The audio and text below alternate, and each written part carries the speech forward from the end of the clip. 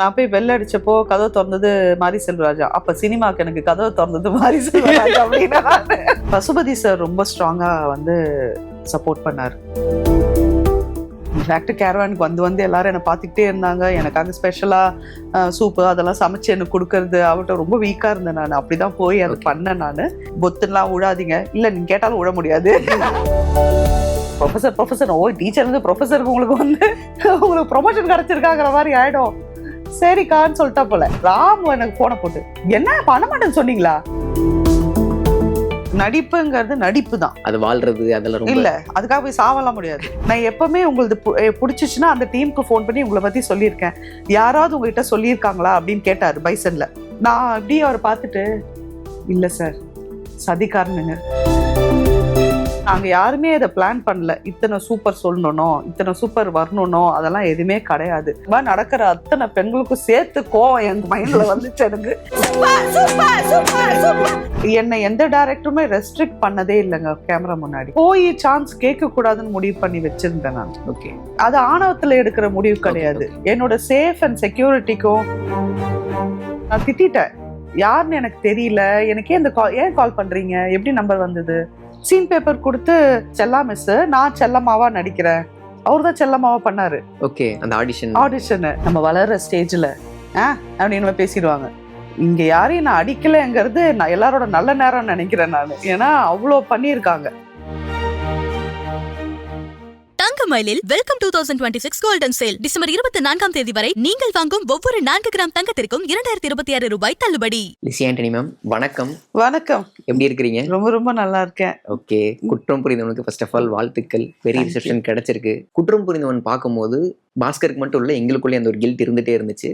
ஒரு 6th episode வரை இருந்துகிட்டே இருந்துச்சு அப்படின்னு சொல்லலாம். உங்களுக்கு கதை கேட்கும் போது உங்களோட மனநிலை என்னவா இருந்துச்சு? எவ்வளோ கில்ட்டுக்குள்ளே நீங்கள் போனீங்க அந்த சமயத்தில்? ஃபர்ஸ்ட்டு இப்போ நீங்கள் உட்காந்துருக்க அதே இடத்துல உட்காந்து தான் டேரக்டர் எனக்கு ஸ்கிரிப்ட் நரேட் பண்ணார். ஃப்ரிட்ஜு அப்படின்னோடனே டப்புன்னு திரும்பி என் ஃப்ரிட்ஜை தான் நான் பார்த்தேன். இது சத்தியமா நடந்தது, சத்தியமா. ஏன்னா ஐ லிவ் அலோன், ஓகேவா? அப்போ அந்த ஒரு இது இப்படி எனக்கு அந்த ட்ரிப்புக்குள்ளே போயிட்டேன்.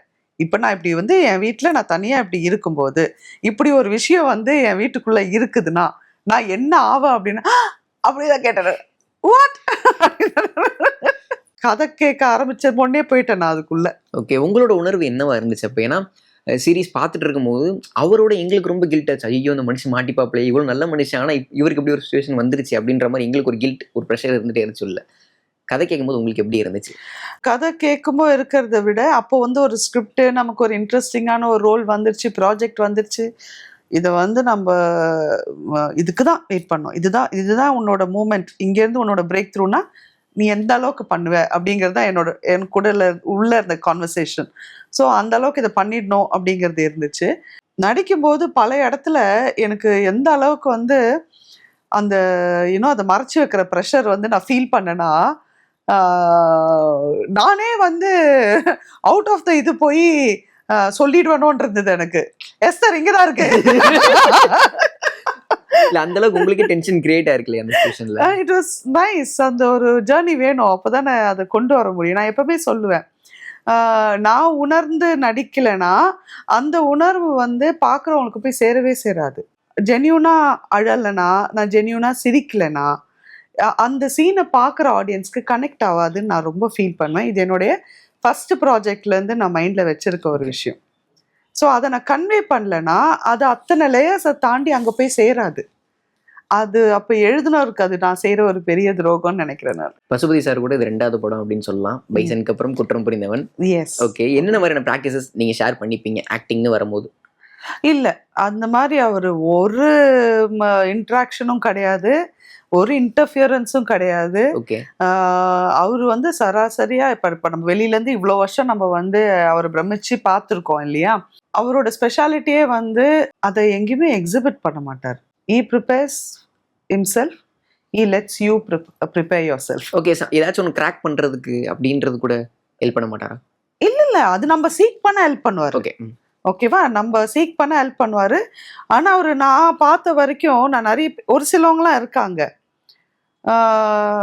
நான் ஒரு விஷயத்த ஒரு மாதிரி அப்ரோச் பண்ணுவேன்ல, அங்கே நிறைய கருத்து சொல்லுவாங்க. இப்படி பண்ணி பாருங்க, அப்படி பண்ணுங்க அப்படின்வாங்க. என்னோட ப்ராசஸே வேற இருக்கும். புரியுதுங்களா? இவர் அதெல்லாம் எதுவுமே பண்ண மாட்டார். அன்லெஸ் நம்ம போய் கேட்டா அவர் ஹெல்ப் பண்ணுவாரா இருக்கணும், இருக்கலாம். ஆனா அவர் இன்டர்ஃபியர் பண்ண மாட்டாரு, அவர் உங்களை டிஸ்டர்ப் பண்ண மாட்டாரு. அவருக்கு ஏதாவது ஒன்று வேணும்னா, லைக் 2 பேரோட கிவ் அண்ட் டேக்ல இருக்கும்போது, லிஸி நீங்க இப்படி வந்துடுங்க, அப்ப என்னால இப்படி வர முடியும், ஓகே, இதெல்லாம் தான் இருக்கும். இப்படி பண்ணிட்டீங்கன்னா அது இப்படி கரெக்டா இருக்கும் அப்படின்னு ஏதாவது ஒரு சில கொரியோகிராஃபி நமக்கு செட் ஆகாமே இருக்கும். புரியுதுங்களா? ஒரு நிறைய மூமெண்ட்ஸ் தானே ஒரு சீன் எடுக்கும்போது. அப்போ அந்த மூமெண்ட்ஸில் நம்ம வந்து ஏதாவது ஒன்று டிஸ்ட்ராக்ட் ஆகிற மாதிரி இருந்துச்சுன்னா அப்போ அதை வந்து நமக்கு சொல்லி கொடுப்பாரு. நீங்கள் இப்படி வந்துருங்க லிசி, அப்போ கரெக்டாக இருக்கும். மற்றபடிலாம் வந்து எந்த ஒரு இதுவுமே கிடையாது. ஓகே. குற்றம் புரிந்தவனுக்காக பசுபதி சார் விகடனுக்கு இன்டர்வியூ கொடுத்துருந்தாரு. அப்போ ஒரு விஷயம் சொல்லியிருந்தாரு, இந்த கேரக்டராகவே வாழ்றது, கேரக்டராகவே நடிக்கிறது அப்படின்றது வந்து ரொம்ப கிளிஷேடான வார்த்தையை நான் பார்க்குறேன் அப்படின்ற மாதிரி சொல்லியிருந்தாரு. இதில் உங்களோட டேக் என்ன? நீங்கள் அவர்கிட்ட டிஸ்கஸ் பண்ணும்போது ஆக்டிங் பற்றி எப்படியான டிஸ்கஷன் வச்சுப்பீங்க? என்னென்ன விஷயங்கள்ல இதை நம்ம இனிமேல் ஃபாலோ பண்ணலாம் இந்த ப்ராக்டிஸ் அப்படின்ற மாதிரி நீங்கள் டிசைட் பண்ணீங்க அந்த டிஸ்கஷனுக்கு அப்புறம்? இல்லை, இதை நான் எப்பவுமே சொல்கிறது தான், நடிப்புங்கிறது நடிப்பு தான். ஓகே, அது வாழ்றது அதெல்லாம் ரொம்ப இல்ல, அதுக்காக போய் சாவலாம் முடியாது. சரிங்க, அது எக்ஸாஜரேட்டடான வார்த்தை அப்படின்ற மாதிரி. டெஃபினட்டா ஓகேவா, அவர் சொல்றது 100% ரைட். ஷார்ட்டுக்கு முன்னாடி நான் உட்காந்து நார்மலா பேசிட்டு இருப்போம். இன்ஃபேக்ட் ஐ ரிமெம்பர், நான் லக்ஷ்மி பிரியா சார்லாம் உட்காந்துருக்கோம். சார் உங்களது லவ் மேரேஜ்னு சார், அந்த கதையெல்லாம் சொல்லுங்க அப்படி சொல்லி இப்படியெல்லாம் வந்து பேசிட்டு இருப்போம். அப்படி நம்ம அந்த கில்ட்லேயே இருக்கணும் அப்படி அப்படி அவசியம் இல்லை. ஆனால் ரொம்ப குரூஷியலான சீன் அப்போல்லாம் நான் கொஞ்சம் அமைதியாக இருப்பேன். சிரிச்சு பேசிட்டோன்னா இதெல்லாம் ரிலாக்ஸ் ஆகிடும். ஓகே, மசில்ஸ் எல்லாம் ரிலாக்ஸ் ஆகிடும். நம்ம இன்டென்ஸாக நம்ம ஸ்க்ரீனில் கொடுக்கணும் அப்படின்னா கொஞ்சம் அந்த டென்ஸ்டாக இருக்கணும் இல்லையா? ஸோ அந்த மூடுக்கு கொண்டு வந்து அதை பண்ணிடுவேன். அதோட ஃபாலோஅப் ஷாட்ஸ்லாம் எடுக்கிற வரைக்கும் அந்த மூடில் இருப்பேன் நான். இல்லைன்னா அது அப்பட்டமாக தெரியும் ஸ்க்ரீனில். புரியுதுங்களா? அவ்வளோலாம் நீங்கள் பண்ணால் போதும். ஐயோ, I have known a actor here, I cannot name. அவர் ஆக்சுவலாக தமிழ் தான், ஆனால் இந்தியாவில் கிடையாது. ஐயோ, ஒரு ப்ராஜெக்ட் நடிக்க போயிட்டு அவர் அது வந்து ஒரு நாள், அதாவது ஒய்ஃபை தேடிட்டு 3 நாள் ஜேர்னியில் கிட்னாப் பண்ணுவாங்க, தேடுறது. அதுக்கு 3 நாள் அவர் குளிக்காமல் கொள்ளாமல் பல் தேய்க்காமல் ரொம்ப கஷ்டமாக இருந்துச்சுங்க அவர் கூட ஒர்க் பண்ண. அவர் லாஸ்ட்டில் ஒர்க்கே பண்ண முடியாமல் அந்த ப்ராஜெக்ட்லேருந்து அவரை எடுத்துட்டாங்க. எடுத்துட்டு ஃப்ரெஷ்ஷாக ஒருத்தரை போட்டு ரீஷூட் பண்ணாங்க. நீங்கள் வாழ்றது மற்றவங்க சாவர அளவுக்கு ஆடக்கூடாதுன்னு தான் நான். புரியுதுங்களா? அதை தான் அவர் மீன் பண்ணியிருப்பாரு. கேரக்டராகவே வாழறதுன்னு எப்படி பண்ணுறவங்களா, எப்படி நான் என் லைஃப்பில் கெரியரில் நான் அதை பார்த்துட்டேன். ஓ, அப்போ எனக்கு புரியுது அவர் அதை சொல்கிறேன். ஓகே, லிசி ஆண்டனி அவர்களை நாங்கள் வந்து ப்ரொஃபஷனில் டீச்சராக பார்த்துருக்கோம், டாக்டராக பார்த்துருக்குறோம். சரி, வீட்டில் ஒருத்தவங்களா இருக்காங்கன்னா அம்மாவாக பார்த்துருக்குறோம், இப்போ பாட்டியாக வேறு பார்த்துட்டோம். உங்களுக்கு இந்த கதை சூஸ் பண்ணுறதுக்கு முன்னாடி என்னென்ன ஹெசிடேஷன்ஸ் இருந்துச்சு? நம்ம அவ்வளோ மெச்சூர்ட் ரோல் பண்ணணுமா அப்படின்ற ஒரு தயக்கங்கள் உங்களுக்குள்ளே இருந்துச்சா?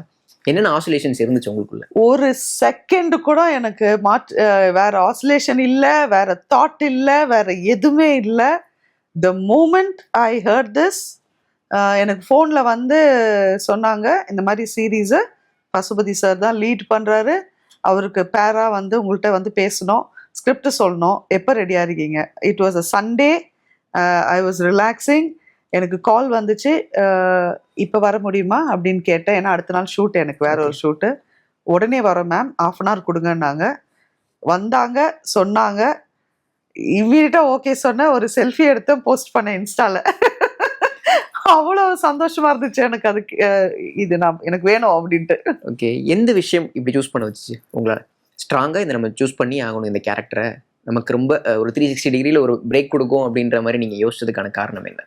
Doing a lead, okay, primary character Pasupathi sir, and நான் தானே அங்கே லாஸ்ட்ல நிற்க போகிறேன். வேற என்ன வேணும் உங்களுக்கு? இதுக்கெல்லாம் ஒரு ஆர்டிஸ்ட் யோசிச்சாங்கன்னா அவங்க எனக்கு தெரியல. ஓகே மேம், உங்களோட எந்த கேரக்டர் பார்த்துட்டு ஆனந்தியை புல் ஆஃப் பண்ணோம்னா லிசி ஆண்டனி அவங்க தான் முடியும் அப்படின்றது டைரக்டர் சூஸ் பண்ணாரு? I have no clue, you have to. நீங்களும் கேட்கலையா? நான் கேட்கல. எனக்கு வந்து ஐ நோ இது நான் தான் லாஸ்ட்டாக செலக்ட் ஆனேன் இந்த ரோலில். வேற ஒருத்தங்களை தான் மைண்டில் வச்சுருந்தாங்க, அது எனக்கு தெரியும். ஓகே, பட் ஆனால் எண்ட் ஆஃப் த டே டீமாக வந்து என்ன டிசைட் பண்ணாங்க, பிகாஸ் என்னால் இது பண்ண முடியும்னு. அண்ட் டீமாக எனக்காக ரொம்ப ஸ்ட்ராங்காக நின்றாங்க, நான் வேணும் அப்படின்ட்டு. they had this conversation with Sony and Pasupathi sir ரொம்ப ஸ்ட்ராங்காக வந்து சப்போர்ட் பண்ணார். நீங்க தான் பண்ணணும், நான் வந்தா லிஸி வந்தா அது கரெக்டாக இருக்கும் அப்படின்னு சொல்லி அவர் சப்போர்ட் பண்ணாரு. I am extremely grateful to him for doing this for me. ஏன்னா என்னோட கெரியர்ல எனக்கு தெரிஞ்சு எனக்கு யாருமே இதை பண்ணல. எனக்காக நின்ற டேரக்டர்ஸ் இருக்காங்க, ஐயோ யாருமே பண்ணலன்னு அப்படி சொல்லக்கூடாது, எனக்காக நின்றுருக்காங்க. ஆனா இவ்வளோ ஸ்ட்ராங்கா the team fought out and they got me in, especially Pasupathi sir. I think இங்க இருந்தா டேக் ஆஃப் ஆகுதுன்னு நினைக்கிறேன். நான் எப்ப பாரு சொல்லுவேன், எனக்கு அந்த த்ரெஷ்ஹோல்ட்ல நிக்கிறேன்னு ஃபீல் ஆகுது, ஆனா எனக்கு அந்த பிரேக் த்ரூ வர மாட்டேங்குது அப்படின்னு நான் சொல்லிக்கிட்டே இருப்பேன். என்ன அந்த த்ரெஷ்ஹோல்ட்ல இருந்து அந்த பிரேக் த்ரூக்கு இப்படி தள்ளி விட்டது அவர் மாதிரி இருக்கு எனக்கு. கோ கோ ஹேவ் ஃபன் அப்படிங்கிற மாதிரி. அவருக்குள்ள எப்படி அந்த கான்ஃபிடன்ஸ் பில்ட் ஆச்சு? இதுல லிஸி ஆண்டனி இருந்தா பெர்ஃபெக்ட்டா இருப்பாங்க அப்படின்ற மாதிரி பசுபதி சாருக்குள்ள ஒரு கான்ஃபிடன்ஸ் எப்படி பில்ட் ஆச்சு? எதை பார்த்து? அவரை நான் வந்து பைசன்ல மீட் பண்ணும்போது அவர் எடுத்தோன்னு என்கிட்ட சொன்னது, எனக்கு உங்க ஒர்க் ரொம்ப பிடிக்கும் லிஸி. ஓகே, ஏதாச்சும் நோட் பண்ணி சொன்னாரா? ப்ளூ ஸ்டார்ல இருந்து எல்லாமே சொன்னாரு எனக்கு. நான் எப்பவுமே டீமுக்கு ஃபோன் பண்ணி உங்ககிட்ட உங்க நம்பர் என்கிட்ட இல்லாதனால நான் எப்பவுமே உங்களுக்கு பிடிச்சிச்சுன்னா அந்த டீமுக்கு ஃபோன் பண்ணி உங்களை பத்தி சொல்லியிருக்கேன், யாராவது உங்ககிட்ட சொல்லியிருக்காங்களா அப்படின்னு கேட்டாரு பைசன்ல. நான் அப்படியே அவரை பார்த்துட்டு, இல்ல சார் சதிகாரனுங்க பண்ண மாட்டாங்க சார் அப்படின்னு. அதுல என்ன சார் அவளுக்கு ஒரு சந்தோஷம், சொன்னா இந்த பொண்ணு சந்தோஷப்பட்டுருமா அப்படிங்கிற மாதிரி. பண்ணல சார், யாருமே பண்ணல அப்படின்னு. நான் அவருக்கு அவ்வளோ ஃபாலோ பண்ணியிருக்காரு. I am lucky. நடுக்கம் அப்படின்றது வந்து எப்படி சரியாச்சு? அந்த கான்ஃபிடன்ஸ் எப்போ கிடைச்சது? குற்றம் புரிந்தவனோட ஷூட் வந்து எங்க கிட்ட இருந்து ஆரம்பிக்கிறாங்க, if I am not wrong. என்கிட்ட என்னதும் பசுபதி சார்தும் அந்த ஹாஸ்பிட்டல்ல வெயிட்டிங் ஏரியால டிவியில நியூஸ் வாசிப்பாங்க, நான் எந்திரிச்சு போய் டிவி பார்ப்பேன். அந்த ஷாட்ல தான் ஃபர்ஸ்ட் எனக்கு ஃபுல் யூனிட்ல இருந்து எனக்கு ஒரு எனர்ஜி வருது. என்னன்னு யாருக்குமே ஒரு கான்ஃபிடன்ஸ் இல்லை என் மேல. அதை நான் லிட்ரலா ஃபீல் பண்ணேன். இதை வந்து நான் லேட்டர் ஆன் ஷூட்ல வந்து சொல்லி அத்தனை பேரையும் கலாச்சேன். எப்படி பாத்தீங்க என்ன அப்படி சொல்லிட்டு டிஓபி ப்ரொடியூசர் எல்லாரும் இப்படி வெயிட் பண்றாங்க. ஏன்னா நான் வேற அதோ இப்படி இருப்பேன், செட்டுக்கு போகும்போது ரொம்ப கேஷுவலா கம்ஃபர்டபுளா நான் போவேன். லைக் ஒரு ஷார்ட் ட்ரெஸ்ஸோ என்ன நமக்கு அங்கே நான் நார்மலாக இருக்கிற மாதிரி போவேன். இமேஜின் இவங்க எல்லாரும் வேற ஆர்டிஸ்ட் வந்து இந்த ரோலுக்கு வந்து பேசி யோசிச்சு வச்சிருந்தாங்க. இப்போ பசுபதி சார்லேருந்து எல்லாரும் போராடி நம்மளை கொண்டு வராங்க உள்ள. பசுபதி சார் டைரக்டர் எல்லாரும். இப்போ பாக்கி எல்லாருக்கும் ஒரு டவுட் இருக்கு, இவங்க எப்படி பண்ணுவாங்க அப்படின்னு. அப்போ நம்ம வேற போய் இந்த மாதிரி போய் ரொம்ப மாடர்னா போய் இறங்குனா அவங்க காலையில் என்னை பார்த்த உடனே எல்லாரும் ஓ நோ அப்படிங்கிற மாதிரி ஒரு ஃபீல் எல்லாருக்குமே. என்ன அப்படி தாக்குது, அந்த நெகட்டிவிட்டி என்ன பயங்கரமா தாக்குது. எனக்கு புரிஞ்சிச்சு, okay nobody is happy here அப்படின்னு புரிஞ்சிச்சு. நான் எதுவுமே பண்ணல. நான் I just quietly went to the caravan. I started getting ready. I just told myself, you can do this, it's okay, you know you are here to prove a point, prove the point. So just shut up and go do your work. அவ்வளோதான். Okay, நீ பண்ணு, நீ Impress பண்ணு, அதுக்கு தான் வந்திருக்க. உனக்கு யாரும் இங்கே காட்ஃபாதர் இல்லை, சப்போர்ட் சிஸ்டம் இல்லை, உன்னைய தூக்கி பெடஸ்டரில் வைக்க இங்கே யாரும் இல்லை, உனக்காக ரெக்கமெண்ட் பண்ண யாரும் இல்லை, உனக்கு 4 ஃபாதர்ஸ் இல்லை இண்டஸ்ட்ரியில் மொத்தத்தில். சரியா? நீ பிளாங்கா உன்னை மட்டும் நம்பி வந்திருக்க. அதை போய் அங்கே ப்ரொஜெக்ட் பண்ணு, அங்கே போய் போராடு, ப்ரூவ் பண்ண வேண்டியது உன்னோட கடவை அப்படின்னு எனக்கு நானே கண்ணாடியை பற்றி பேசிட்டு ஐ ஜஸ்ட் வெண்ட். போய் ஃபஸ்ட்டு ஷாட்டுக்கு உக்காந்தேன். தலையில் அந்த ஒயிட்டு எல்லாம் போட்டாங்க, அப்படி உக்காந்தேன். பசுபதி சார் வந்துட்டு ஹாய் ஹாய் ஹாய் ஹலோ எப்படி இருக்கீங்க, நல்லா இருக்கீங்க, போலாமா லிஸி அப்படின்னாரு. எஸ் சார் அப்படின்னு அந்த ஃபர்ஸ்ட் ஷாட் முடிச்சு இப்படி திரும்பினோன்னே கலெக்டிவா எனக்கு செட்டு பெருமூச்சு விட்டது ஃபீல் ஆச்சு. ஆனந்தி வந்து குற்றம் புரிந்தவன் சீரீஸ் ஃபுல்லா ஒரு பதட்டத்தோடய தான் இருப்பாங்க. ஒரு சமயத்தில் மட்டும்தான் கோவப்படுவாங்க. எங்கன்னா இந்த சமயத்தில் தான் எனக்கும் அவனுக்கும் நீங்கள் ரொம்ப தேவை அப்படின்ற ஒரு சமயத்தில் மட்டும்தான் கோவப்படுவாங்களே தவிர மற்ற எல்லா இடத்துலையும் பதற்றமாக இருப்பாங்க. ஈவன் பேரனுக்கு உடம்பு சரியில்லை, ஹாஸ்பிட்டல் இருக்காங்க அப்படிங்கும்போது கூட நீங்கள் அந்த இடத்துல சோகமாக தான் இருப்பீங்க, கோவத்தை காமிக்க மாட்டீங்க. அந்த பதற்றத்தை ஃபுல்லாக த்ரூ அவுட்டாக ஹேண்டில் பண்ணுறது அப்படின்றது வந்து எவ்வளோ டஃப்பாக இருந்துச்சு. இந்த மீட்டரை பிடிக்கிறது அப்படின்றது எவ்வளோ சேலஞ்சாக இருந்துச்சு. ஏன்னா கண்டினியூட்டி மிஸ்டேக் ஆயிரும். இது அதான் பெரிய டைம் இன்ட்ரோல் கேப்ல நடக்கிற கதை கிடையாது, ரொம்ப க்ளோஸ்டா அடுத்தடுத்த நாட்கள் நடக்கிற கதை. நீங்க அதே பதட்டத்தோட தான் இருப்பீங்க. அதை கரெக்டா டெய்லி ஷூட்டுக்கு வந்து பிடிக்கிறது அப்படின்றது எவ்வளவு சேலஞ்ச். இல்ல அதுதான் என்னோட ஸ்பெஷாலிட்டின்னு எல்லாருமே சொல்லுவாங்க. எனக்கு ரொம்ப எஃபர்ட்லெஸ்ஸா வர ஒரு விஷயம் அது. மற்றவங்களுக்கு எல்லாம் கஷ்டப்படுற ஒரு விஷயம்னு எல்லாரும் சொல்லுவாங்க, எனக்கு தெரியாது. அதாவது எல்லாருக்கும் நடிக்க வரும், எல்லாருக்கும் டயலாக் பேச வரும் ரொம்ப நாள் நம்பிட்டு இருந்த ஆளுங்க நான். ஏன்னா எனக்கு ரொம்ப நேச்சுரலாக வந்த ஒரு விஷயம் நார்மலாக வந்துச்சு, அப்போ எல்லாருக்கும் அப்படி தானே அப்படின்னு. நான் வந்து சுட்டி டிவிலேயே அதில் ஒரு ப்ரோக்ராம் கொஞ்சம் நடிங்க பாஸ்ன்னு ஒரு ஆதித்யால வரும். ஆதித்யா, அதை பார்க்கும்போது தான் எனக்கு தெரியும், ஓ இது எல்லாருக்கும் வராது போல அப்படின்னு. ஸோ இது எனக்கு ரொம்ப நேச்சுரலாக வர ஒரு விஷயம். நான் வாங்கிட்டு வந்த வரோம் அது, எனக்கு அது நேச்சுரலாக இருக்கு, என்னால் அது பண்ண முடியும். இட்ஸ் ஜஸ்ட் தேர். இந்த மூமெண்ட் காஸ்டியூம் போட்டு செட்டுக்குள்ளே போனோன்னே அந்த அந்த ஜோனுக்கு நான் போயிடுவேன். எனக்கு ரொம்ப ப்ரிப்பரேஷன் டைமோ இல்லை ரொம்ப அதை வந்து அதுக்குள்ளே போகணும் அப்படின்னு தியானம் பண்ணுறதெல்லாம் கிடையாது. It just naturally happens for me. Okay, bison பற்றி நீங்கள் பேசின விஷயங்கள் கேட்டிருந்தோம். உங்களுக்கு அதில் வருத்தங்கள் இருந்தாலும் நீங்கள் இத்தனை வருஷம் ஃபீல்டில் இருக்கனால உங்களுக்கு தெரிஞ்சிருக்கும், it is part and parcel of cinema. சில நேரங்கள் அது நடக்கும், தவிர்க்க முடியாது அப்படின்ற மாதிரி இருக்கும். எந்த ஒரு விஷயம் பைசன் உங்களுக்கு கன்வின்ஸ் பண்ண வச்சுது பண்ணுறதுக்கும் சரி, எடிட்டில் வந்து நம்ம போர்ஷன் இல்லை அதுலேருந்து வெளியில் வந்துருச்சு அப்படின்னும் போது உங்களை எப்படி நீங்கள் கன்வின்ஸ் பண்ணிக்கிட்டீங்க? சரி, பண்ணுறதுக்கு வந்து எனக்கு கால் வந்தப்போ நான் ஒரு மேஜர் சர்ஜரி முடிச்சுட்டு 3ஆவது நாள் எனக்கு அந்த கால் வருது பைசன் ஷூட்டுக்கு. எனக்கு ஷூட் போயிட்டு இருக்கு, எனக்கு லாஸ்ட் மினிட் நம்ம டீம்ல தான் ஒரு பிரச்சனை என்னன்னா கம்பெனி ஆர்டிஸ்ட் தானே அப்படிங்கிற மாதிரி இந்த லாஸ்ட் மினிட்ல தான் கூப்பிடுவாங்க. ஸோ எனக்கு இதை ஃபர்ஸ்ட் பேசல, நீங்க பண்றீங்களான்னு கேட்கல, இதெல்லாம் எதுவுமே இல்லை. எனக்கு தெரிஞ்சு அங்க போட்டோ வச்சு நிறைய ஷூட் பண்ணிட்டு தான் எனக்கு போனே பண்ணாங்கன்னு நினைக்கிறேன். எனக்கு தெரியல அது என்ன நடந்துச்சுன்னு கூட எனக்கு தெரியல. எனக்கு கால் வந்தப்போ நான் ஒரு மேஜர் சர்ஜரி முடிச்சுட்டு நவரு கூட முடியாம இப்படி கிடக்குறேன். அப்போதான் ஃபோன் வருது. நான் சொல்றேன், என்னால மினிமம் அடுத்த 3 மாசம் நவர முடியாது அப்படின்ற. ஆக்சுவலா 6 மாசத்துக்கு எதுவுமே பண்ணக்கூடாதுன்னு முடிவு பண்ணி வச்சிருந்தேன். 3 மாசத்துக்கு நான் வீட்டு விட்டே இறங்க முடியாதுங்கிற ஒரு சுச்சுவேஷன்ல இருந்தேன். அண்ட் 1 இயருக்கு என்ன கேர்ஃபுல்லா இருக்கணும்னு சொல்லியிருக்காங்க, இன்டர்னல் ஸ்டிச்சஸ்லாம் இருந்தனால. அப்போதான் எனக்கு இப்படி ஒரு ஃபோன் வருது. நான் பண்ணலைன்னு சொல்லிட்டேன்.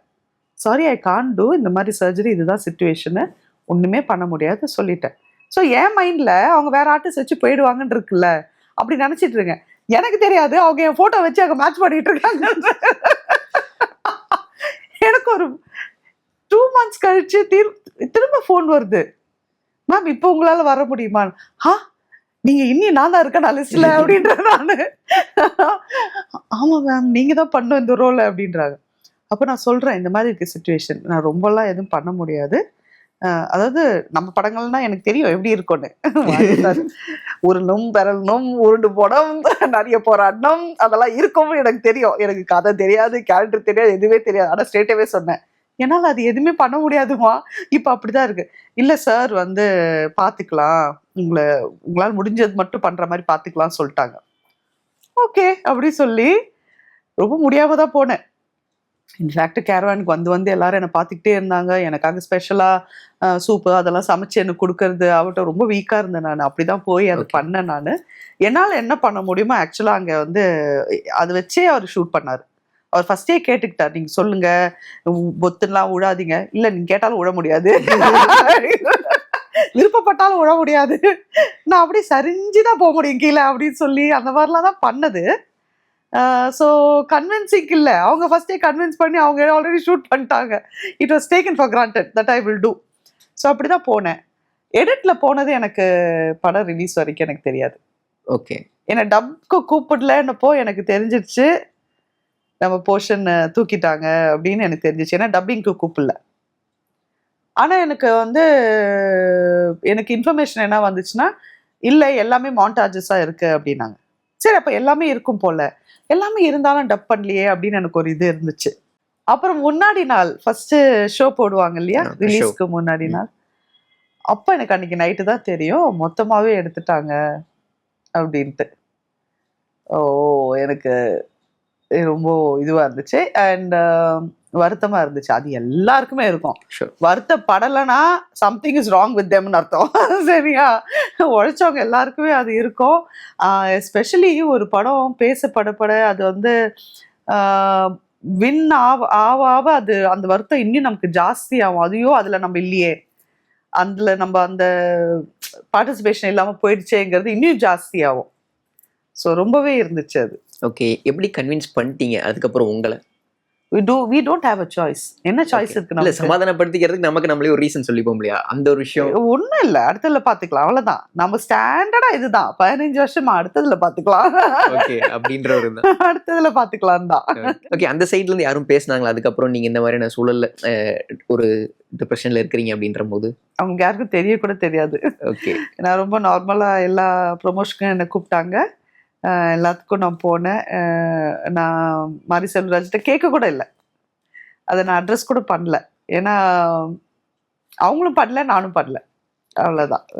அதுக்கு அது தேவையில்லைன்னு எனக்கு பட்டுச்சு, எடுத்துட்டாங்க. ஏன்னா இது நார்மலான ஒரு விஷயந்தான். இது வந்து நிறைய ஆர்டிஸ்ட்க்கு இது நடந்திருக்கு. So it is, they have their own reasons. படங்கள் பண்ணி இருந்திருக்கிறீங்க, இந்த மாதிரியான விஷயங்கள் உங்களுக்கு நிறைய தூரம் நடந்திருக்கும். என்னைக்காச்சும் உங்களுக்கு ரொம்ப ஃப்ரஸ்ட்ரேட் ஆன மொமெண்ட் அப்படின்றது இருந்திருக்கா? இல்லை, இந்த மாதிரி நடந்தது இல்லை எனக்கு. ஓகே, ஏன்னா நம்ம நடிக்கிறதே வந்து ரொம்ப முக்கியமான ஒரு ரோலா இருக்கும், ஒரு சின்ன கேரக்டரா இருக்கும், ஒரு ரொம்ப ஸ்ட்ராங்கான ஒரு ப்ரெசன்ஸா இருக்கும். அதை அவங்களால எடிட் பண்ணி தூக்கவே முடியாது. நான் அது எப்படி இருந்தாலும் அங்கே இருக்கும். இது எனக்கு நடந்தது இல்லை ஆக்சுவலி. ஆனால் டிசப்பாயின்மெண்ட்ஸுங்கிறது எனக்கு நிறையாவே இருந்திருக்கு. இப்போ குற்றம் புரிஞ்ச ஒரு விஷயம் எனக்கு தருது இல்லைங்களா. இப்போ பைசன்ல வந்து போட்டோல மட்டுமே வந்தாலுமே எல்லாரும் ரெகக்னைஸ் பண்ணி இவ்வளோ விஷயம் பேசுற அளவுக்கு இருக்குது பார்த்தீங்களா. இந்த பொசிஷன் வர்றதுக்கு எனக்கு இவ்வளோ நாள் ஆச்சு. ஓகே, அதுல இதை விட ஜாஸ்தி நாள் எடுத்து வராம இருக்கவங்களாம் இருக்காங்க. அப்படி பார்த்தா நம்ம எல்லாத்துக்குமே ஒரு ரீசன் சொல்ல முடியும், எல்லாத்துக்குமே நம்ம வந்து சொல்ல முடியும். என்ன நீ இதுக்கு ஃபீல் பண்ற, இது கூட இல்லாம இருக்காங்க அப்படி நம்ம எல்லாமே எடுத்துக்க முடியாதுல்ல. அப்படி எடுத்துக்கிட்டா நம்ம புத்தரும் இயேசுவும் அப்படி ஆயிடுவோம் இல்லையா. நம்ம வெறும் ஹியூமன் பீயிங்ஸ் தானே, நமக்கு அந்த கஷ்டம் இருக்க தானே செய்யும். அது எப்படி இல்லாமல் இருக்கும். ஸோ அது நிறையாவே இருந்திருக்கு. ஏன்னா எனக்கு எல்லாமே ஒரு போராட்டமாக தான் இருந்திருக்கு. ஓகே, அண்ட் நான் வேற ஸ்டார்டிங்கே போய் சான்ஸ் கேட்கக்கூடாதுன்னு முடிவு பண்ணி வச்சிருந்தேன் நான். ஓகே, அதுக்கு ஒரு விமனா எனக்கு அதுக்குரிய ரீசன்ஸ் இருக்கு. அது ஆணவத்தில் எடுக்கிற முடிவு கிடையாது. என்னோட சேஃப் அண்ட் செக்யூரிட்டிக்கும் என்னோட பீஸ் ஆஃப் மைண்டுக்கும் நான் எடுக்கிற முடிவு அது நான் ஸ்டார்டிங்கே முடிவு பண்ணிட்டேன். நம்மளை நோக்கி வர்றது மட்டும் நம்ம பண்ணுவோம், அதுதான் நமக்கு மரியாதை, அதுதான் நமக்கு வந்து ஒரு செக்யூர்டான ஒரு இதுவாக இருக்கும். தேவையில்லாத டாக்கே இருக்காது. நம்மளை நோக்கி வருது, அதை எடுத்து பண்ணுறோம். அதில் நமக்கு தேவையில்லாத சுச்சுவேஷனே இருக்காது. புரியுதுங்களா? ஸோ அதை நான் ஃபர்ஸ்டே முடிவு பண்ணி வச்சிருந்த விஷயம். அப்போ நான் போராடி தானங்க ஆகணும். ஓகே, நியர்லி 15 இயர்ஸ் 75+ ஃபிலிம்ஸ் பண்ணிட்டீங்க நீங்க. இப்போ உங்களுக்கான வாண்ட் அப்படின்றது கோலிவுட்ல எப்படி இருக்கு, உங்களுக்கான ஃப்ரீடம் ஸ்பேஸ் அப்படின்றது எப்படி இருக்குன்னு நினைக்கிறீங்க? என்னோட வாண்ட் வந்து நான் நினைக்கிறேன் என்னோட ஃபர்ஸ்ட் மூவிலேருந்தே எனக்கு இருக்குன்னு நினைக்கிறேன். இல்லைன்னா ராம் அவ்வளோ அடம் பிடிச்சி என்ன அதில் காஸ்ட் பண்ணியிருக்க மாட்டார். ஸோ அந்த நல்ல ஸ்ட்ராங்காக ஒரு பெர்ஃபார்மன்ஸ் எழுதிட்டா அது என்னை நோக்கி வருங்கிற நம்பிக்கை எனக்கு நிறையாவே இருக்குது. அப்படி நிறையா வந்து அதுக்கப்புறம் நடுவில் வந்து பலவங்க இன்ஃப்ளூயன்ஸில் நிறையா எடுத்துகிட்டுலாம் போயிருக்காங்க. அது நிறையாவே நடந்திருக்கு. நமக்கு அந்த இன்ஃப்ளூயன்ஸ் இல்லாதனால நான் விட்டுருவேன். அது நான் பெருசாக ஃபீலே பண்ண மாட்டேன். ஓகே அப்படின்னு போயிடுவேன். எனக்கானது எனக்கு வருங்கிற நம்பிக்கை எனக்கு இருக்குது. அண்ட் ஃப்ரீடம் பார்த்தீங்கன்னா டே 1லேருந்தே என்னை எந்த டைரக்டருமே ரெஸ்ட்ரிக்ட் பண்ணதே இல்லைங்க கேமரா முன்னாடி. ஓகே, உங்களோட முதல் படத்துல இருந்தே அதுக்கு 2 சைடுமே இருக்கு. என்னன்னா உட்காந்து ஒரு ஸ்கிரிப்டை கேட்டு அதை புரிஞ்சுக்கிற அந்த எடுக்கிற டைம் இருக்கு பார்த்தீங்களா, அந்த ப்ரிப்பரேஷன் டைமில் அதை ப்ரிப்பேர் பண்ணி நம்ம ஒன்று கொடுக்கும்போது அது கரெக்டாக இருக்கனால ரொம்ப மினிமமான விஷயங்கள் தான் சொல்லுவாங்க. ரொம்ப மினிமமாக, இல்லை இந்த இடத்துல இவ்வளோ கோபம் வேண்டாம், இப்படி கொஞ்சம் கொடுங்க, அப்படிதான் இருக்குமே ஒழிய என்னை ரெஸ்ட்ரிக்ட் பண்ணி இல்லை எனக்கு நடிச்சு காமிச்சு அப்படிலாம் யாருமே எனக்கு பண்ணதில்லை. மேபி அதெல்லாம் எனக்கு ஸ்டார்டிங்லேருந்தே பண்ணியிருந்தா நான் இந்த இண்டஸ்ட்ரியிலே இருந்திருக்க மாட்டேன்னு என்னவோ எனக்கு தெரியல. எனக்கு அந்த ஃப்ரீடமை கொடுத்து என்னை அழகாக என்னை வந்து கலைத்தாய் வந்து என்னை வளர்த்து கொண்டு வந்திருக்காங்கன்னு சொல்லுவேன் நான். ஐ ஆம் எக்ஸ்ட்ரீம்லி பிளெஸ்ட். நமக்கு எக்ஸ்ட்ரீமாக பிளெஸ்டான ஒரு ஜோனை வந்து அக்னாலேஜ் பண்ணியே ஆகணும். ஓகே, அப்பதான் நிறைய வரும் இன்னும். நிச்சயமா நீங்க நிறைய இம்பாக்ட்ஃபுல்லான ரோல்ஸ் பண்ணியிருந்திருக்கிறீங்க. கண்டிப்பா தமிழ்ல மட்டும் இல்ல, மலையாளம் தெலுங்குல இருந்து கூப்பிட்டுருப்பாங்க, வாய்ப்புகள் வந்திருக்கும் அப்படின்ற மாதிரி நினைக்கிறோம். நீங்க அந்த டிசிஷன் மேக்கிங்ல பெக்யூலரா இருந்துட்டீங்களா? என்ன ஒண்ணுமே வரலங்க. என்னங்க சொல்றீங்க? ஒண்ணுமே வரல. இல்ல, இவ்வளவு இம்பாக்ட்ஃபுல் ரோல்ஸ் பண்ணியிருக்கிறீங்க, ஏதாச்சும் ஒரு டாக் அங்க வரைக்கும் போயிருக்கும். கண்டிப்பா ப்ளூ ஸ்டார் எல்லாம் பார்த்துருப்பாங்க. தெரியல, எனக்கு தெரியல, எனக்கு அப்படி எதுவும் வரல. வந்திருந்தா நான் அப்படி இம்பாக்ட்ஃபுல்லா அங்கிருந்து வந்திருந்தா நான் எக்ஸ்ப்ளோர் பண்ணாம இருப்பேன்னு நினைக்கிறீங்களா? 100% பண்ணுவேன் நான். இன்னும் கொஞ்சம் ஃபிளாஷ்பேக் போய் நிறைய விஷயங்கள் கேட்டு தெரிஞ்சுக்கணும்னு ஆசைப்படுறேன். வேற ஒரு கரியர்ல பர்சியூ பண்ணியிருக்கிறீங்க. சினிமா அப்படின்றது எப்படி வந்துச்சு, எது உங்களை டிரைவ் பண்ணுச்சுன்னு நினைக்கிறீங்க? அந்த இல்ல எனக்கு சினிமாவை நோக்கி எதுவுமே என்ன டிரைவ் பண்ணல. ஆக்சுவலி சினிமா என்ன நோக்கி ஃபுல் ஸ்பீட்ல வந்துச்சு ஆக்சுவலா. அதுதான் உண்மை. ஏன்னா எனக்கு எதுவுமே தெரியாது. எனக்கு ராம் கேட்டப்போ எனக்கு நடிக்க தெரியுமானே தெரியலன்னு தான் சொன்னேன். பேசும்போது மூஞ்சில 100 எக்ஸ்பிரஷன் வருது, அதெல்லாம் நடிக்க வருங்கிற மாதிரிதான் அங்கது ஒரு ரிப்ளை வந்துச்சு. ஸோ இன்ட்ரெஸ்டிங்கா இருக்கு, என்னன்னு பார்க்கலாம், எக்ஸ்ப்ளோர் பண்ணலாங்கிற மாதிரி தான் போனேன். ராம் எனக்கு ஃபுல் ஃப்ளெஜா வந்து தங்கமீன்கள் ஷூட்டு போகிறதுக்கு முன்னாடி ஆஃபீஸில் ஃபுல் ஃப்ளெஜாக எனக்கு ஒர்க் ஷாப் மாதிரிலாம் பண்ணார். முதல்ல அவர் உட்காந்து ஸ்கிரிப்ட் சொன்னதாகட்டும், அதுக்கப்புறம் நிறைய ஸ்கிரிப்ட் பற்றி பேசுவோம், கதை பேசுவோம். அண்ட் நிறைய விஷயம் சொல்லுவார். இண்டஸ்ட்ரி பற்றி நிறைய பேசியிருக்காரு. இங்கே வந்து ஓவர் தி இயர்ஸ் என்ன ஆயிருக்கு, என்ன மாதிரி என்ன நிறைய ப்ரிப்பேர் பண்ணார்.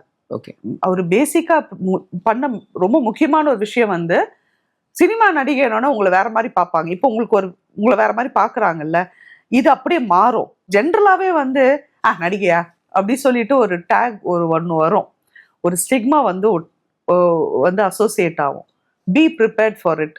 Are you ready to handle it? இதெல்லாம் வந்து நிறைய டிஸ்கஸ் பண்ணியிருக்கோம்.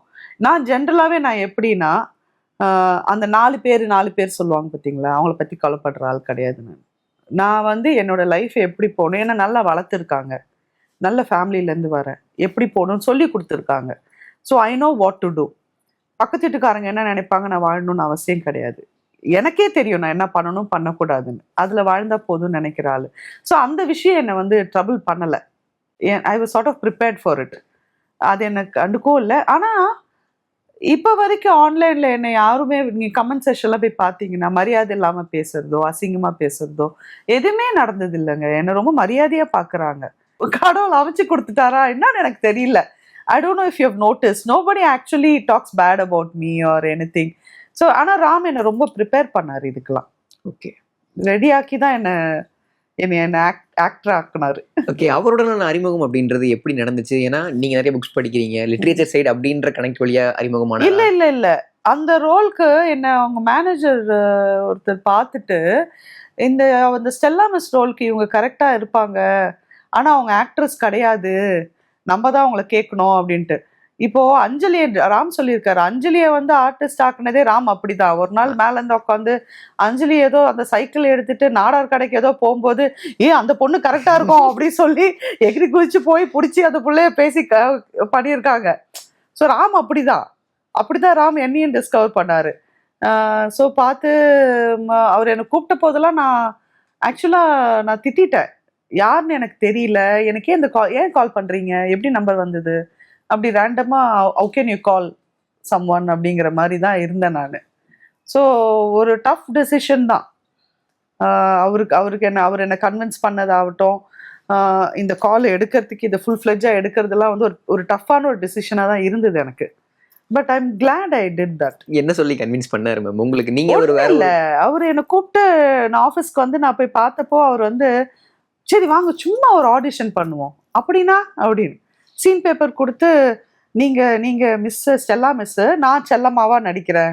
அவர் தான் செல்லம்மாவா பண்ணாரு. ஓகே, அந்த audition right W on the board அந்த சீனு. ஸோ டைம் எடுத்துக்கோங்க, நிறைய டயலாக் இருக்கு, ஒரு 1/2 hour. பட் எனக்கு தெரியல, இப்படி பார்த்தோன்னே எனக்கு ரெஜிஸ்டர் ஆயிடுச்சு. இல்லை சார் போகலாம். உடனே வா, போகலாம், நீங்கள் அது சொல்வீங்க, நான் அதை நடிக்கணும், அவ்வளோதானே, வாங்க போகலாம் அப்படின்னு. நல்லா இருந்தது எனக்கு. அவரு அதிசயப்பட்டு போனதாகட்டும், அப்புறம் அவரு எக்ஸைட்டட் ஆனதாகட்டும், அப்புறம் அவர் சொன்னார் அவருக்கு எதுக்கு என்ன வேணும், என்னோட ஃபீச்சர்ஸ் எல்லாமே எப்படி அந்த ஸ்டெல்லா மிஸ்ஸாக அவர் நினச்சி வச்சது எப்படி இருக்கு, அதில் எப்படி நீங்கள் உட்காடுறீங்கலாம் சொல்லி என்னை கன்வின்ஸ் பண்ணார். அதுக்கப்புறம் உங்களை தயார்படுத்திக்க வேண்டியது எப்படி இருந்துச்சு? சினிமாக்கேற்ப நீங்கள் உங்களை தயார்படுத்திக்கணும் அப்படின்ற ஒரு ப்ராசஸில் என்னென்ன சேலஞ்ச் நீங்கள் ஃபேஸ் பண்ணீங்க? டிசிப்ளினே கிடையாது சீரியஸாக சினிமாவில். நான் ரொம்ப எக்ஸ்ட்ரீம் டிசிப்ளின் பேக்ரவுண்ட்லேருந்து வரேன். இங்கே டைமுக்கு வர மாட்டாங்க, எதுவுமே சுத்தமாக இருக்காது, டஸ்டாக இருக்கும், இழுத்து போடுவாங்க, மரியாதை கிடையாது. ஃபஸ்ட்டு நிறைய விஷயம் இருக்குது. ஐயோ ரொம்ப கஷ்டப்பட்டேங்க, இனிஷியலாக ரொம்ப கஷ்டப்பட்டேன். நான் வந்து இப்போ வரைக்கும் செட்ல நான் தான் ஃபர்ஸ்ட் ஆளு. எவ்வளவு கிண்டல் பண்ணுங்க, எனக்கு அதை பத்தி கவலையே கிடையாது. ஆமா நான் தான் கேட்டு திறப்பேன் என்ன இப்போ அப்படின்னு நான் ஃபர்ஸ்டா தான் போவேன். அதையெல்லாம் நான் மாத்திக்கிறதாவே இல்லை. சினிமா பயங்கர ஒரு ஷாக்கா இருந்தது எனக்கு. இங்க டிசிப்ளினே கிடையாது. அதே மாதிரி மரியாதை வாங்கறதுக்கு நம்ம வளர்ற ஸ்டேஜ்ல அப்படின்னு பேசிடுவாங்க. இங்க யாரையும் நான் அடிக்கலைங்கிறது நான் எல்லாரோட நல்ல நேரம் நினைக்கிறேன் நான். ஏன்னா அவ்வளோ பண்ணியிருக்காங்க. அவ்வளோ அந்த ட்ரீட் பண்றதெல்லாம் நான் சொல்றேன், ஹலோ இதெல்லாம் என்கிட்ட வச்சுக்காதீங்க, மரியாதை கொடுத்தா மரியாதை வரும், இல்லைன்னா போடான்ட்டு போயிட்டே இருப்பேன் அப்படின்னு சொல்லுவேன் நான். ஸோ எனக்கு ரொம்ப டைம் எடுத்துச்சு இங்க அட்ஜஸ்ட் ஆகி வர்றதுக்கு. மற்றவங்கள நான் அட்ஜஸ்ட் ஆகிறது இல்லை, நான் அப்படி சொல்ல மாட்டேன். மற்றவங்கள எனக்கு அட்ஜஸ்ட் பண்ண வைக்க எனக்கு டைம் எடுத்து நான் பண்ண வச்சேன். அப்படிதான் நான் சொல்லுவேன். ஏன்னா நான் மாறலையே, அவங்களாம் தானே என்கிட்ட மாறி இருக்காங்க. இப்போ தங்கமயிலுக்கு அப்புறம் நிறைய வாய்ப்புகள் வருது. இனிஷியல் ஸ்டேஜஸ்ல என்னன்னா எந்த வாய்ப்புகளுக்குமே நம்ம நோ சொல்ல முடியாது அப்படின்ற ஒரு சூழல் இருக்கும். ஏன்னா நமக்கான ஒரு விஷயம் செட் ஆனதுக்கு அப்புறம் தான் நம்ம நோ சொல்ற டிசிஷன் எடுக்க முடியும் அப்படின்ற ஒரு விஷயம் இருக்கு இல்லையா? நீங்க அப்படி ஒரு லெவலுக்கு செட் ஆனதுக்கு அப்புறம் ஃபர்ஸ்ட் நோ சொன்னது எப்போ? நான் என்ன பண்ணணும்னு கேட்கல, எந்த சூழல், எதற்காக? யார் சொன்னா உங்களுக்காக சொல்ல முடியாது, நோ சொல்ல முடியாதுன்னு? நான்லாம் ஸ்டார்டிங்ல இருந்தே நோ சொல்லியிருக்கேன். அப்படியா? ஏன் சொல்ல முடியாது? தாராளமா சொல்லலாம். இல்ல வாய்ப்புகள் அமையணுமே அப்படின்னு. பரவாயில்ல, நான் வாய்ப்புகள் உங்களுக்கு ஏத்த மாதிரி அமையணும்னா நீங்க ஸ்டார்டிங்ல இருந்தே உங்களுக்கு என்ன வேணுங்கிறதுல நீங்க ரொம்ப ஃபர்மா இருக்கணும். இல்லைன்னா உங்களுக்கு கிடைச்சதெல்லாம் பண்ணிட்டு அப்படியே காணாம போயிட்டீங்கன்னா அதுக்கப்புறம் நீங்க யாரையும் குத்த சொல்லி பிரயோஜனம் இல்லை. எல்லாம் மிஸ் பண்ணிட்ட பிறகு 10-20 ப்ராஜெக்ட் வரும் டீச்சராகவே. நான் பண்ணலையே, எதுல பாத்தீங்க என்ன? நான் நோ சொல்லியிருக்கேன்னு அர்த்தம். அப்படின்னா நோ சொன்னதுக்கு அப்புறம் என்னைக்காச்சும் ரெக்ரெட் அப்படின்ற ஒரு பாயிண்ட் இருந்திருக்கா உங்களுக்கு? ஓ ஓ ஓ அதனாலதான் நான் ரஞ்சித் எந்த கேரக்டர் கொண்டு வந்தாலும் நான் நோவே சொல்ல மாட்டேன்னு முடிவு பண்ணி வச்சிருக்கேன். ஓ அப்ப ஃபர்ஸ்ட் ஏதோ நடந்திருக்கு அப்படின்னு நினைக்கிறேன். என்ன நடந்துச்சு? நட்சத்திரம் நகர்கிறதுக்கு முன்னாடியே ஒரு எபிசோட் நடந்தது. ஆனா அந்த நோ சொன்னதுக்கு நான் காரணம் கிடையாது. அது பண்ணது யாருன்னு எனக்கு தெரியல, இப்போ வரையும் என் கையில சிக்கல. சதி நடந்துருச்சு. ஆமா சார்பட்டாக்கு. ஓகே. சார்பட்டால இவர் ஆர்யா சார் அம்மா கேரக்டருக்கு எனக்கு ஜென்ரலாகவே இவர் ரஞ்சித் சார் டைரக்டர் ரஞ்சித்துக்கு கால் பண்ணுவார், இல்லை மெசேஜ் வாய்ஸ் நோட் போடுவார். இல்லை எனக்கு அந்த டீம்லேருந்து பேசுகிறவங்க எல்லாருமே எனக்கு தெரியும். எனக்கு என்ன சொல்லுவாங்க, மேடம் ரஞ்சித் சார் ஆஃபீஸ்லேருந்து பேசுகிறேன், நீலம் ஆஃபீஸ்லேருந்து பேசுகிறேன்னு சொல்லுவாங்க. இது அந்த மாதிரி எந்த ஒரு ப்ரீ இன்ட்ரடக்ஷனுமே இல்லாமல், சம்மந்தமே இல்லாமல், ஆர்யாக்கு அம்மாவா பண்ணுவீங்களா, ஆர்யாக்கு அம்மாவாவா, ஆமாம் ஆமாம் மேடம் நீங்கள் செட் ஆக மாட்டீங்கன்னு அவரே கேள்வி கேட்டு அவரே பதில் சொல்லி வச்சுட்டு ஒருத்தர் போயிட்டாரு. நானும் விட்டேன்.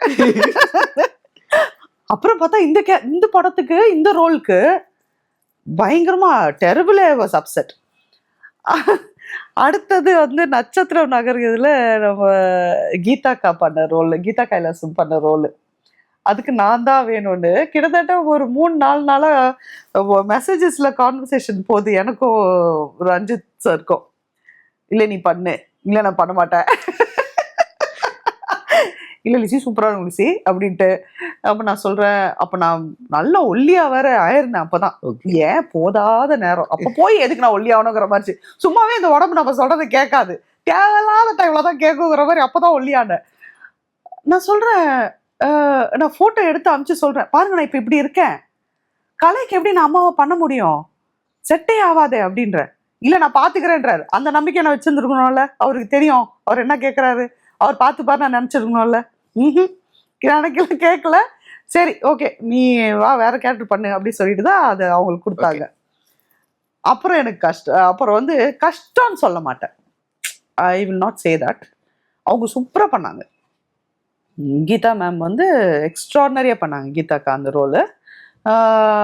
பட் இதெல்லாம் எனக்கு ஒரு பாடம். அதாவது ஒரு டைரக்டர் சொல்லும்போது அவருக்கு தெரியும், ரஞ்சித் மாதிரி டைரக்டர்லாம் சொல்லும்போது அவருக்கு தெரியும், அவர் அதை பார்த்துப்பாரு. அவர் நம்மளை கூப்பிடுறாருன்னா ஒரு விஷயத்துக்காக கூப்பிடுறாரு, அதுக்கு நோ சொல்லக்கூடாதுங்கிறத நான் கற்றுக்கிட்டேன் நான். ஆனால் பாருங்க கீதா காக்கா அதுதான் டேர்னிங் பாயிண்ட்னு அவங்க இப்போ வரைக்கும் சொல்கிறாங்க, நட்சத்திரம் நாகர். So I am so glad I did that. Okay. So I am so happy. ஏன்னா it was meant for her, அவங்களுக்காக எழுதி வச்சது அது. தரமணியில் அந்த குறிப்பிடும்படி எல்லாரும் குறிப்பிட்ட சீன் தான் அந்த இன்டென்சிட்டியோட நீங்க சூப்பர் சூப்பர்னு கத்துற சீன். சொன்னோடனே நீங்க உங்களை ப்ரிப்பேர் பண்ணியிருந்திருப்பீங்க இல்லையா, அந்த மொமெண்ட் பத்தி நான் கேட்குறேன். சரி, நாங்க சூப்பர்னு கத்துறோம் நான் நினைக்கல. டைரக்டர் எனக்கு அந்த இன்ஸ்ட்ரக்ஷன் கொடுக்கல, லெட் கோ அப்படி மட்டும் தான் சொன்னாரு. அந்த வலி என்னன்னு எனக்கு தெரியும். எல்லா வழியும் நம்ம உணர்ந்து தான் நம்ம நடிப்போம் அப்படின்னா அது ரொம்ப கஷ்டம். நமக்கு நம்மளோட ஆறாவது அறிவு நமக்கு சொல்லி கொடுக்கும் பல விஷயத்த. அப்போ அங்கே ஒருத்தன் வந்து நீ இதுக்கு தான் நீ புக்கு படிக்கும் போதே நான் நினச்சேன் டீன்னு சொல்கிறதும், இதுதான் நீன்னு சொல்கிறதும் அப்படின்னு சொல்லும்போது ஒரு பொண்ணா வரும்ல எனக்கு ஒழுங்கா என்ன சொல்றது டிசிப்ளினோட வாழ்ந்துட்டு இருக்க எந்த ஒரு பொண்ணுக்குமே அது ட்ரிகர் ஆகும். எப்படா நீ அதை சொல்லுவ அப்படின்ட்டு. அப்போ வந்து எனக்கு நேச்சுரலாகவே ஒரு பழக்கம் இருக்கு. நான் பண்ணாத ஒரு விஷயத்தை யாராவது வந்து பண்ணியான்னு கேட்டால் ஆமான்ட்டு போயிடுவேன். நான் நிறைய இடத்துல பண்ணியிருக்கேன். இதை நிறைய இடத்துல பண்ணியிருக்கேன், திமிரா பண்ணியிருக்கேன் அதை நான். ஏன்னா உனக்கு அவ்வளோ கூட என்னை பற்றி தெரியலன்னா உனக்கு நான் எக்ஸ்பிளைன் பண்ண வேண்டிய அவசியம் இல்லைங்கிறது தான் என்னோட. You don't deserve an explanation because that is all you know. நீ ஆல்ரெடி உன் மைண்டில் வந்து முடிவு பண்ணிட்டேனா நான் அதை பண்ணிட்டேன் அப்படின்னா உன் மைண்டில் அந்த லெவலில் தான் நான் இருக்கேன்னு அர்த்தம். அப்போ நான் அதான்டா பண்ணேன்ட்டு போயிடுவேன் நான். இது எனக்கு நேச்சுரலாகவே இருக்கிற ஒரு ஹேபிட்டு. அங்கே எனக்கு வந்து எப்படி இருந்துச்சுன்னு கேட்கும்போது எனக்கு அந்த திமிரு தான் வந்துச்சு. உனக்கு அதானே வேணும் நான் சொல்கிறேன் இருடாங்கிற மாதிரி தான் இருந்துச்சு எனக்கு. ஸோ நாங்கள் யாருமே இதை பிளான் பண்ணல. இத்தனை சூப்பர் சொல்லணும், இத்தனை சூப்பர் வரணும், அதெல்லாம் எதுவுமே கிடையாது. அங்கே எனக்கு ரொம்ப காண்டாச்சு. இந்த உலகத்தில் இந்த மாதிரி நடக்கிற அத்தனை பெண்களுக்கும் சேர்த்து கோவம் எங்கள் மைண்டில் வந்துச்சு எனக்கு. என் வீட்டு ஆண்கள் யாருமே அப்படி கிடையாது, சத்தியமாக சொல்கிறேன். என் வீட்டிலலாம் வந்து அது மாதிரி எங்கள் வீட்டு ஆம்பளைங்க எப்படின்னா வேலை முடிச்சா வீட்டுக்கு வந்துடுவாங்க.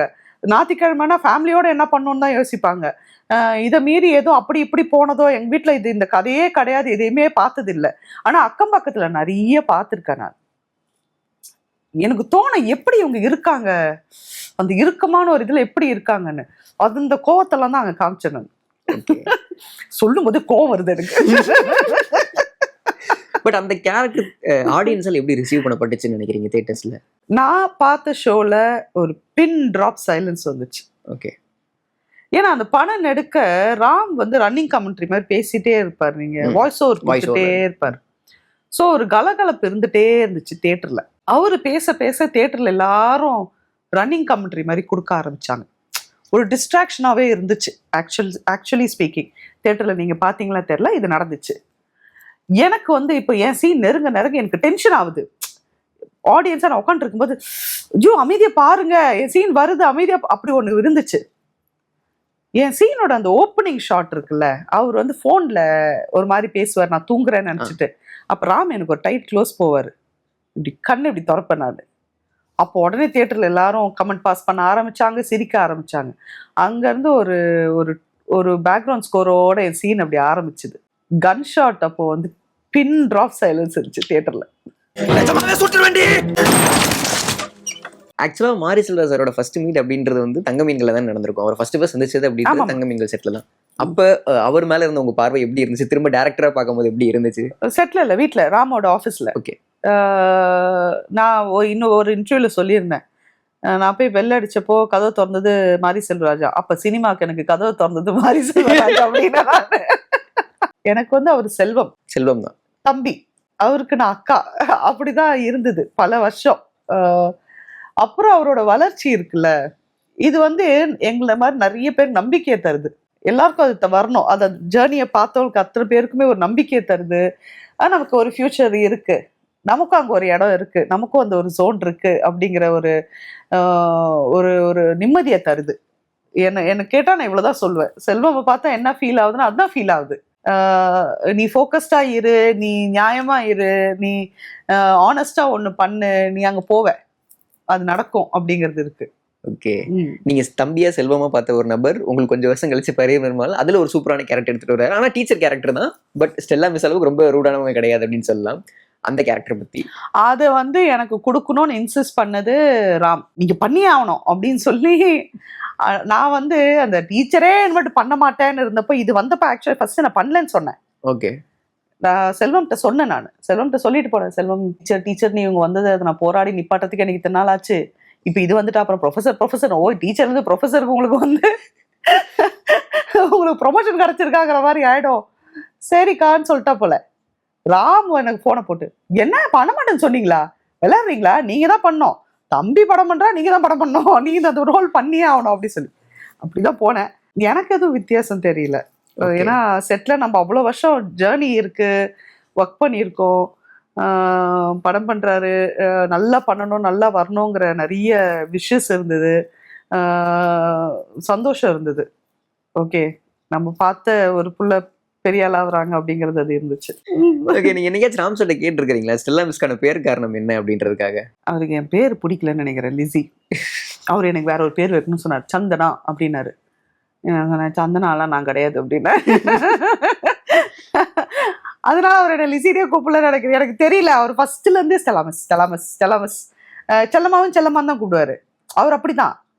அஞ்சலி இப்ப வரைக்கும் ஆனந்தி தெரியுமா, அப்படிதான் அவரு. ஸோ எனக்கு தெரிஞ்ச அவர் எங்க எல்லாரோட உண்மையான பேரும் அவர் ஞாபகம் இல்லைன்னு நினைக்கிறேன். அவர் எங்களை அந்த கேரக்டரை பார்த்துட்டு தரமணி பண்ணும்போது என்ன ஸ்டெலாமஸ் தான். நான் ஸ்டெலாமஸ் ஆர்டிஸ்ட் ஆயிட்டாங்க, ஸ்டெலாமஸ் இப்படி பண்ணாங்க அப்படி இப்படின்னு அவருக்கு அதுல அப்படியே ஃபிக்ஸ் ஆயிட்டாருன்னு நினைக்கிறேன். அவர் என்ன எங்களை பார்த்தாரோ அதுதான் நாங்க ஒன்னா வந்தோம் இல்லையா, அதெல்லாம் அவர் மதிக்கிறது இல்லை. ஃபர்ஸ்ட் உங்களுக்கு அம்மா கேரக்டர் அப்படிங்கிறது எந்த படத்துக்காக கேட்டாங்க? உங்களுக்கு என்ன தாட் இருந்துச்சு இனிஷியலா? ஏன்னா அவ்வளோ மெச்சூர்டா தெரியலனா வேணாம் இது பண்ண வேணாம், ஏன்னா கோலிவுட்டின் அம்மான்னு எடுத்து நம்மளை கூப்பிட ஆரம்பிச்சிருவாங்க, ஸ்டீரியோடைப் ஃபாலோ ஆக ஆரம்பிச்சிரும் அப்படின்ற மாதிரி கூப்பிட்டாங்க. கோலிவுட் அம்மாக்கள்னு ஒரு ஆர்டிக்கிளே வந்துச்சு, எதுல விகடன் இல்லையா எதுல வச்சு தெரியலையே நினைக்கிறேன். ஆமா, அதுல வந்தது ப்ளூ ஸ்டார்ல இருந்து வந்துச்சுன்னு நினைக்கிறேன். ஆனா அது பெருமையா தான் பார்த்தேன் நான். ஏன்னா நான் எந்த அம்மா ரோலையும் சும்மா எடுத்து பண்ணல, ப்ளூ ஸ்டார்லாம் ஆசையா பண்ணேன். நான் அநியாயமா பட்டுச்சுன்னா நான் சொல்லிடுவேன், எனக்கு சம்மந்தமே இல்லாம வந்துச்சுன்னா நான் அதை கேட்பேன். நான் இல்லைங்க, நான் வாய்ப்பே இல்லைங்க உட்கார மாட்டேன் அப்படி சொல்லிடுவேன். நான் ஆண்ட்ரியாக்கு அம்மாவால கூப்பிட்டாங்க, நான் பண்ண மாட்டேன்னு சொல்லிட்டேன். நான் செட்டே ஆகாது அது ஸ்க்ரீன்ல. எப்படி நான் ரஞ்சித் சார்ட்ட எப்படி சொன்னேனோ கலைக்கு அம்மாவா பண்றது எப்படி உட்காராது சொன்னேனோ அந்த மாதிரி நான் சொல்லிடுவேன். அது ஃபீல் பண்ணி பண்ற அளவுக்குலாம் எனக்கு ப்ரெஷர் இல்லைங்க, சீரியஸா. அப்படியே அப்படி அதுக்கு அவசியம் இல்லை. நல்ல ரோல் பெர்ஃபார்மன்ஸ் வேணும், அங்க நீங்க பண்ண முடியும்னு சொல்லிட்டாங்கன்னா சூப்பர். அம்மாங்கிறது கிடையாது எனக்கு அங்க டேக் லைன். அந்த கேரக்டரோட ஜேர்னி தான் எனக்கு முக்கியம். ஓகே மேம், ரொம்ப நன்றி. உங்க நேரத்துக்கும் உங்க பொறுமைக்கும் ரொம்ப அழகான பதில்கள் கொடுத்தீங்க. Thank you so very much. Thank you. புத்தாண்டு கொண்டாட்டமாக தங்கமயில் வழங்கும் வெல்கம் 2026 கோல்டன் சேல். நீங்கள் வாங்கும் ஒவ்வொரு 4 கிராம் தங்கத்திற்கும் 2026 ரூபாய் தள்ளுபடி. இச்சலுகை டிசம்பர் 24 தேதி வரை மட்டுமே. தங்கம் வாங்க தங்கமயிலுக்கு வாங்க.